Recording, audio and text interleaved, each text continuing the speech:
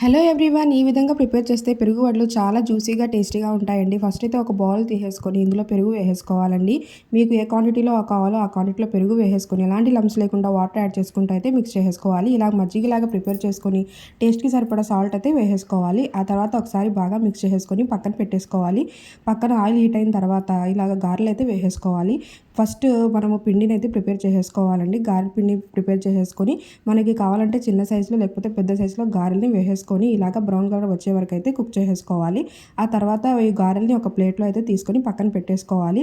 మజ్జిగలోకి అయితే వేడిగా గారెల్ని ఎప్పుడు వేసుకోకూడదు, టేస్ట్ అసలు బాగోదు. కొంచెం సేపటి తర్వాత అయితే మనం ఫస్ట్ ప్రిపేర్ చేసిన మజ్జిగలోకి యాడ్ చేసుకోవాలి. తర్వాత అయితే అదే కడాయిలో ఇప్పుడు తాలింపు కోసం అయితే ఒక్కొక్క టేబుల్ స్పూన్ పచ్చిశనగపప్పు, మినపగుళ్ళు, ఆవాలు, జీలకర్ర వేసేసుకొని 2 ఎండుమిర్చిని ఇలా కట్ చేసుకొని వేసేసుకోవాలి. ఆ తర్వాత లాస్ట్లో 1/2 టేబుల్ స్పూన్ పసుపుని వేసేసుకొని బాగా ఫ్రై అయిన తర్వాత మనం ఫస్ట్ ప్రిపేర్ చేసుకున్న మజ్జిగలోకి తాలింపుని అయితే వేసేసుకోవాలి.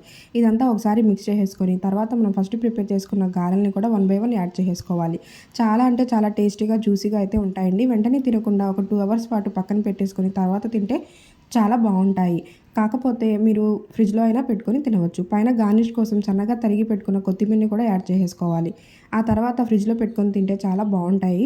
మా ఇంట్లో అయితే మా పిల్లలకి, హస్బెండ్కి చాలా బాగా నచ్చాయి. మీ ఇంట్లో కూడా మీరు ప్రిపేర్ చేసి అందరికీ సర్వ్ చేసి ఇవ్వండి. చాలా అంటే చాలా ఇష్టంగా తింటారు.